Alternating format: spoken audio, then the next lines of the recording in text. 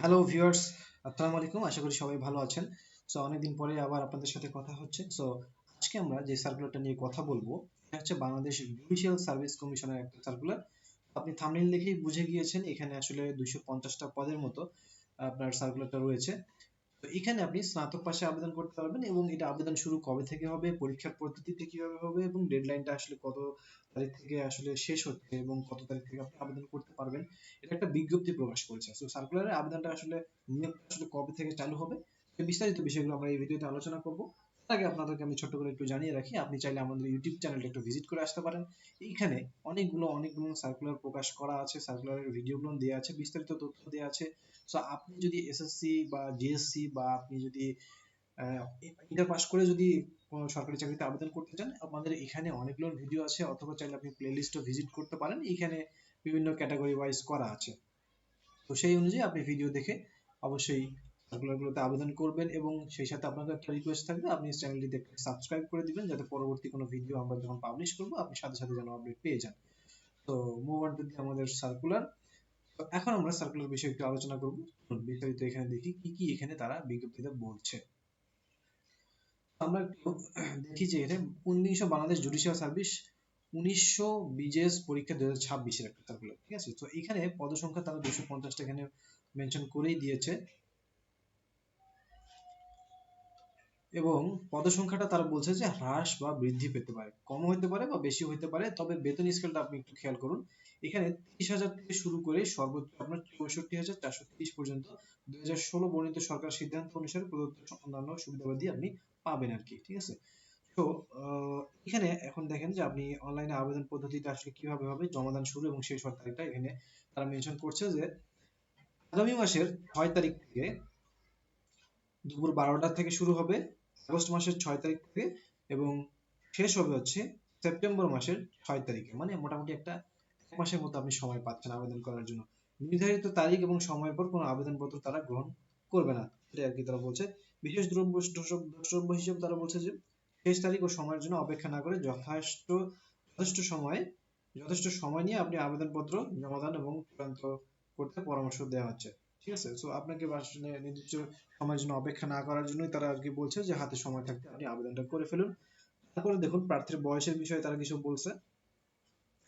1/7/2026 মানে জুলাই মাসের 1 তারিখ থেকে আপনার বয়সটা হচ্ছে 32 হতে হবে, ঠিক আছে। এবং মাধ্যমিক স্কুল সার্টিফিকেট অথবা অন্যান্য সমমানের পরীক্ষার মূল সনদপত্র অনুযায়ী বয়স নির্ধারিত হবে।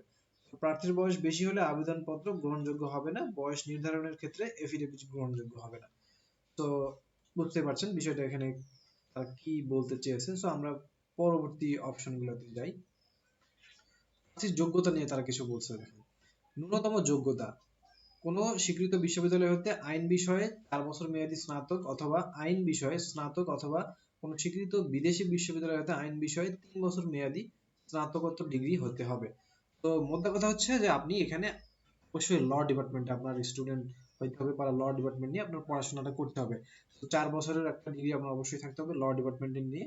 তো তবে শর্ত থাকে যে উক্ত ব্যক্তিকে আইন বিষয়ে স্নাতক বা স্নাতক সম্মান বা ক্ষেত্রমত আইন বিষয়ে স্নাতকোত্তর স্তরের 2য় শ্রেণী বা সমমানের সিজিপিএ প্রাপ্ত হতে হবে। উক্ত পরীক্ষায় অবতীর্ণ প্রার্থীও উপ-অনুচ্ছেদ গ তে উল্লেখিত শর্তে আবেদন করতে পারবেন। তারপরে বলছে যে সিজিপিএ মূল্যায়ন পদ্ধতি। সিজিপিএটা তারা কিভাবে মূল্যায়ন করবে? কোনো প্রার্থীর ফলাফলের উক্ত রূপ শ্রেণীর পরিবর্তে সিজিপিএ আকারে প্রকাশিত থাকলে বিশ্ববিদ্যালয় প্রদত্ত সনদে উল্লেখিত স্কেল 4 বা 5 কে প্রচলিত নম্বরে 80% এর সমান ধরা হবে।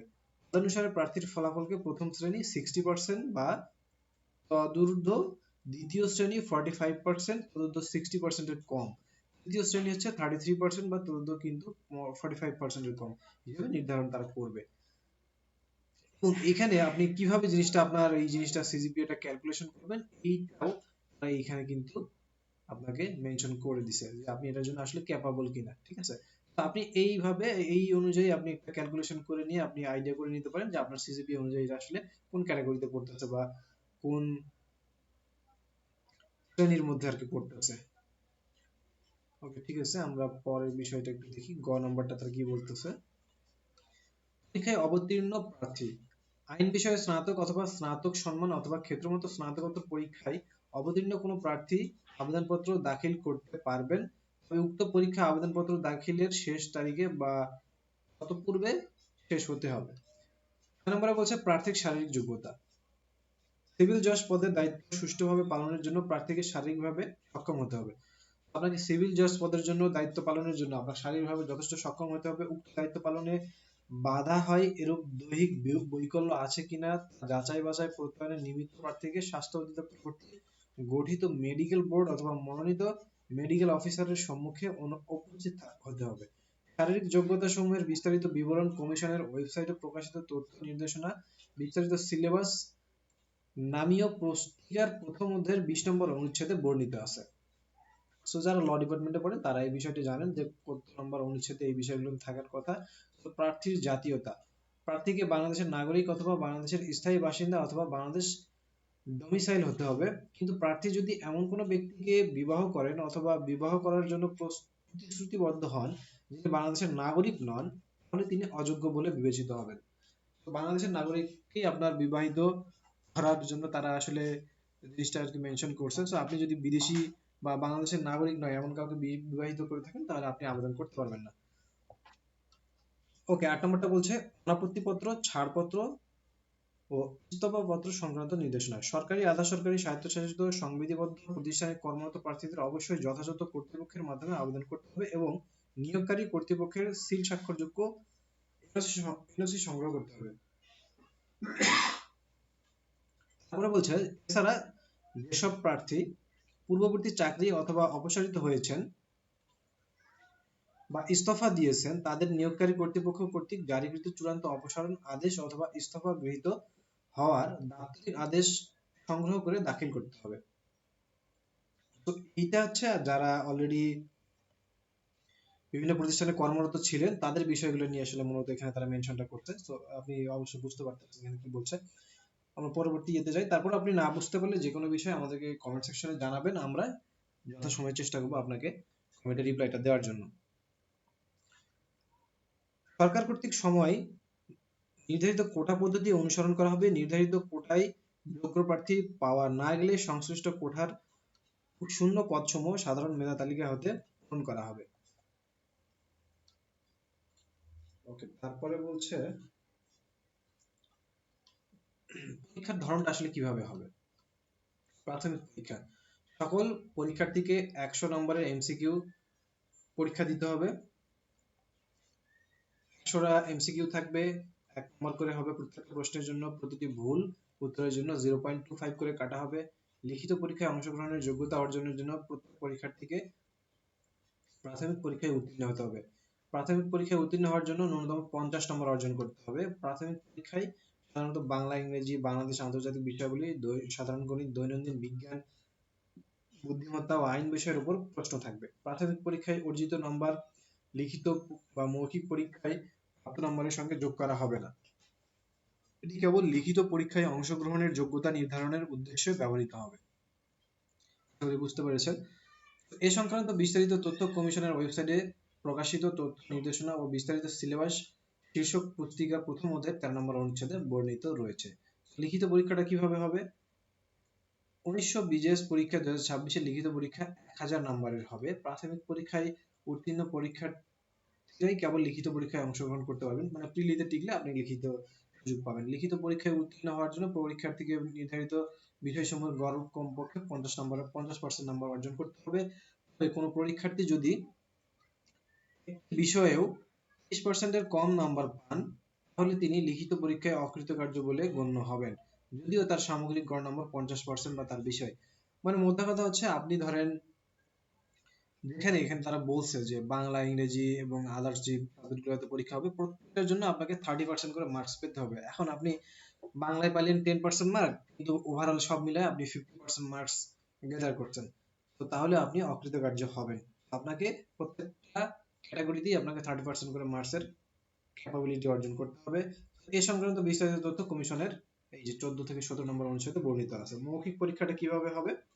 লিখিত পরীক্ষায় উত্তীর্ণ পরীক্ষার্থীদের 100 নম্বরের মৌখিক পরীক্ষায় অংশগ্রহণ করতে হবে। পরীক্ষার 5 নম্বর হচ্ছে 50। বিস্তারিত নির্দেশনা এটা হচ্ছে পুস্তিকার 19 নম্বর অনুচ্ছেদে বর্ণিত আছে। বিসিএস পরীক্ষা একটি প্রতিযোগিতামূলক পরীক্ষা বিধায় ন্যূনতম 5 নম্বর প্রাপ্তি কমিশন কর্তৃক সুপারিশের নিশ্চয়তা প্রদান করে না।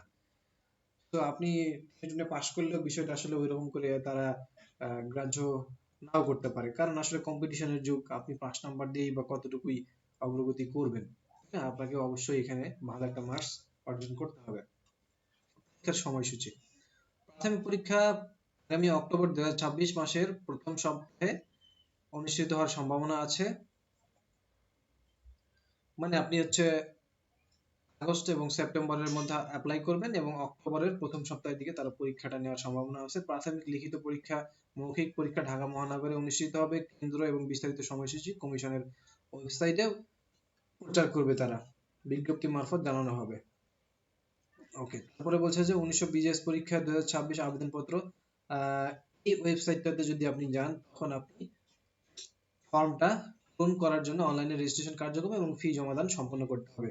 পরীক্ষার ফি সংক্রান্ত বিষয়টা: পরীক্ষার ফি প্রদান শুরুর তারিখ হচ্ছে, যেটা বলছিলাম, আগামী মাস থেকে শুরু হচ্ছে 6 তারিখ থেকে এবং সেপ্টেম্বরের 7 তারিখ পর্যন্ত চলবে। নির্ধারিত সময়ে পরীক্ষার ফি জমা দেওয়া যাবে না। নির্ধারিত সময়ের পরে, আসলে ডেডলাইনের পরে তো আপনি জমা দিতে পারবেন না। সফলভাবে আবেদনটি জমা হওয়ার পর টেলিটকে নাম্বারে 1200 টাকা আপনাকে জমা দিতে হবে। সো পেমেন্ট করার জন্য নিচের পদক্ষেপগুলো আপনাকে অনুসরণ করার জন্য তারা বলছে, যদি আপনি এই প্রসেসে পেমেন্ট করেন আর কি। হ্যাঁ, আপনার নরমালি এটা আমরা সবাই জানি। তো আপনি কিভাবে পেমেন্টটা করবেন, পেমেন্টের প্রসেসটা এখানে বলা আছে। প্রথম মেসেজে আপনাকে এইভাবে এইভাবে মেসেজ দিতে হবে, তারপরে দ্বিতীয় মেসেজে আপনাকে একটা এইরকম একটা কোড নাম্বার আসবে, এই কোড নাম্বার সহ এটা দিয়ে মেসেজ দিতে হবে। তারপরে বলছে যে ইউজার আইডির যে বিষয়গুলো, কিভাবে আপনি কোথায় কিভাবে পাবেন, বিস্তারিত বিষয়গুলো নাকি এখানে বলা আছে। তো এই হচ্ছে ওভারঅল বিষয়গুলো। আপনি যদি এই বিষয়ে আবেদন করতে চান তো অবশ্যই অবশ্যই অবশ্যই বিষয়টা মাথায় রাখবেন। আগামী মাসের 6 তারিখ থেকে নিয়োগ বিজ্ঞপ্তিটা মানে আবেদন করার প্রক্রিয়াটা শুরু হচ্ছে এবং সেপ্টেম্বর মাসের 7 তারিখ পর্যন্ত কন্টিনিউয়াসলি চলবে। তো আপনি আগ্রহী হলে অবশ্যই এটার জন্য প্রিপারেশন নিতে থাকুন এবং অক্টোবরের দিকে ফার্স্ট উইকে হয়তো পরীক্ষাটা শুরু হয়ে যাবে। তো আজকের বিষয়টা এই পর্যন্ত ছিল। সো আপনার সাথে কথা হবে পরবর্তী কোনো ভিডিও, পরবর্তী কোনো সার্কুলারে। তো ভালো থাকবেন সবাই। আসসালামু আলাইকুম।